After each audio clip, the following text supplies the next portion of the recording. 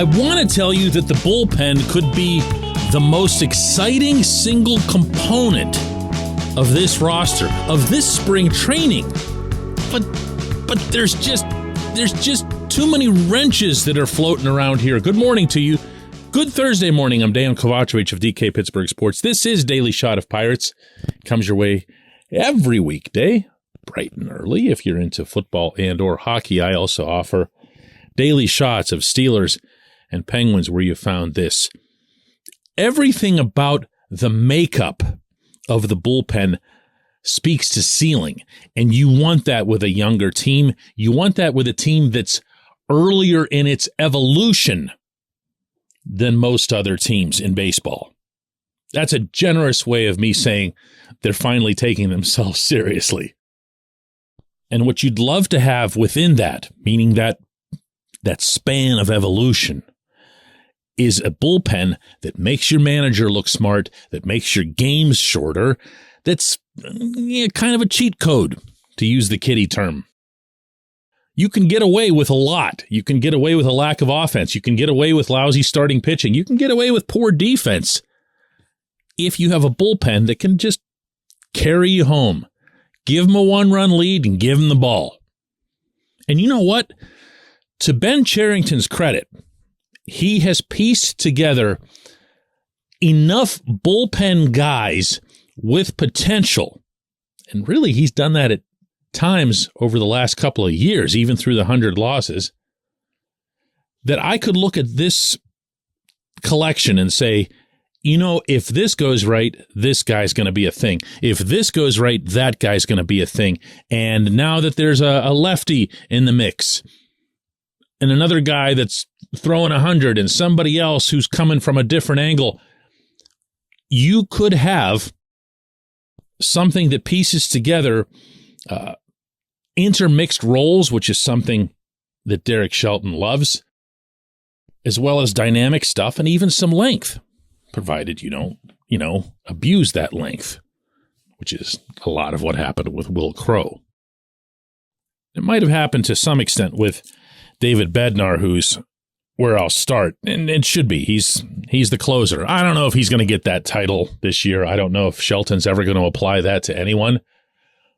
But I do know that coming off of a season in which he was used a lot, okay? I don't like to throw the word abused around too easily when it comes to reliever usage. But Bednar threw a lot of pitches. Bednar logged a lot of innings early on. Bednar had the 50-pitch outing that we talk about a lot here out at Dodger Stadium. And Bednar, as the summer deepened, started to fall really into his first crisis as a major league player, getting hit around, not even having his customary command, which was by far the most striking thing to witness.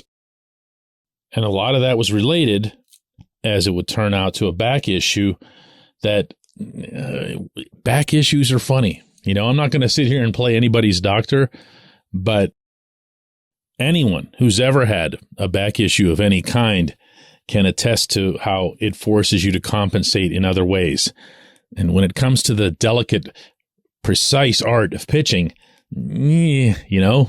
that's a little bit troublesome. So how Bednar fares from a health standpoint, how he fares from a command standpoint early in this spring, right off the bat, is going to be a vital indication as to how this pen is going to go.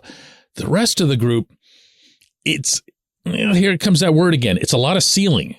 Yerry De Los Santos is someone who came up last season and almost immediately vaulted himself into a setup role. And I don't think anybody saw that coming, but he also had the stuff. He had the command, and my goodness, does this kid have poise. But then I've also heard that he's not even necessarily a lock to make the team out of this coming spring training. You have Colin Holderman, who came over from the Mets later in the season in a trade. This is someone who really broke through at age 27, pitched extremely well for New York, And he brought with him 97-mile-an-hour heat, devastating sinker, other material, reasonably good command, 6'7" frame, and it just didn't really happen here. And then he got hurt here. So you don't know where he is, but you know where he's been. And there's ceiling involved. Robert Stevenson, Johan Ramirez kind of fall into that same category. There's sturdy-bodied guys who can throw really hard and can give your bullpen, if you add all these guys up together, including Bednar, some kind of identity. You know, a bunch of badasses who come in and just flame throw, while also mixing in there, ideally, a healthy and hardy Crow, though nowhere near save situations, as we saw, unfortunately. Maybe an additional long guy in Vince Velasquez, although it sure sounds like he's been promised at least a default season opening spot in the rotation. We'll see how that goes. Maybe it's between him and JT Brubaker. I don't know. Have to figure that out once we're down there. Chase DeYoung's also in the long relief mix. He had a better 2022 than almost anyone seemed to notice. Harlan Garcia, a new acquisition, is the lefty that I referenced.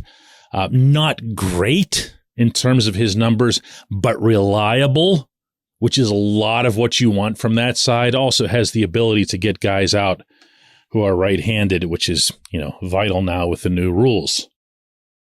And did you feel over the course of this segment how I just gradually tapered off?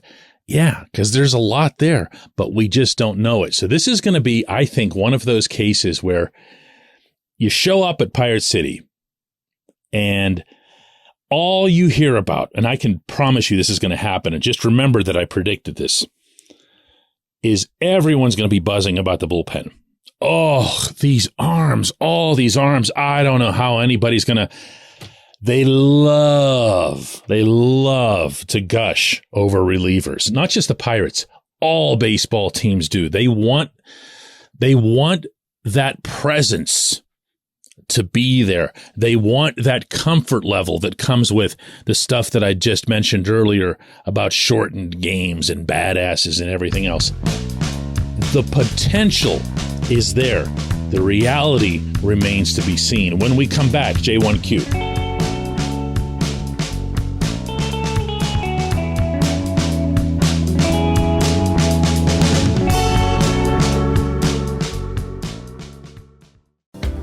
This portion of Daily Shot of Pirates is brought to you by our friends at North Shore Tavern, that's directly across Federal Street from PNC Park. It's home of Steak on a Stone, an eating experience, underscoring the word experience.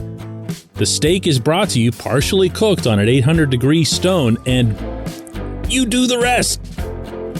It's a ton of fun, it's a great meal, and it's a baseball atmosphere like no other in Pittsburgh. North Shore Tavern, right across Federal Street from PNC Park.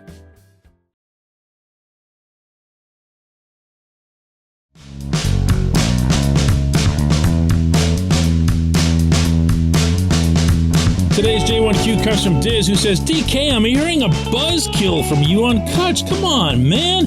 It's Kutch. If he bats like 250 this year with 15 to 20 homers and 50 ribbies, he would have been top 3 on the team last year. You know what? I'm actually not in a great position to argue with you on this. I'm just not. Because I have said stuff regarding Kutch on the field, off the field, in every capacity that's been kind of like, listen, everyone, manage your expectations. And honestly, Diz, that's not aimed at anyone like you, because the stats that you just cited, the projections, are realistic. My concern is with people who aren't going to be realistic and people who just remember Kutch the way he was the last time they paid attention to him, which would not have been in Philadelphia, which would not have been in San Francisco, which would not have been in New York, and which most definitely would not have been in Milwaukee. This is the Kutch they're going to get. And that's not a knock. That's not an attempt to kill anybody's buzz. I couldn't conceivably have made clearer my own enthusiasm and appreciation for Kutch being back.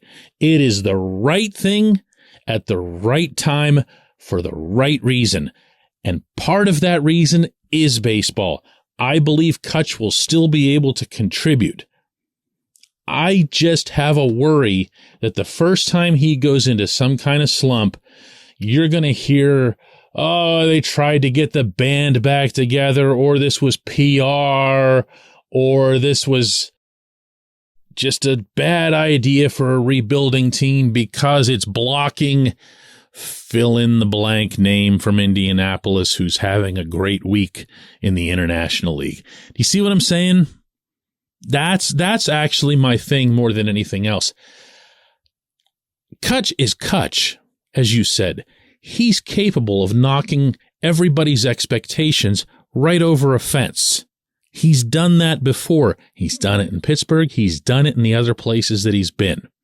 And actually, hitting 17 home runs for the Brewers last season wasn't exactly all bad, even if Milwaukee's got a hitter-friendly stadium. But your point is fair, and I can see where I'd be getting perceived by you as trying to quell the energy that's clearly come from Kutch coming back. This scene that happened at PNC Park a few days ago, in speaking with some of the fans who were there, was like rock star-ish, you know? And again, that's awesome. That's awesome. But understand that when you're going to see this rock star, you're going to see this rock star in the later stages of his recording career, okay? You're going to hear him play some of the same old hits. They won't necessarily sound the way they did a few years ago, and I can carry this analogy right into the next episode, but you get the idea. I am not here to kill the buzz. I appreciate the question. I appreciate the challenge, I should say. I appreciate everybody listening to Daily Shot of Pirates. We'll do another one of these tomorrow.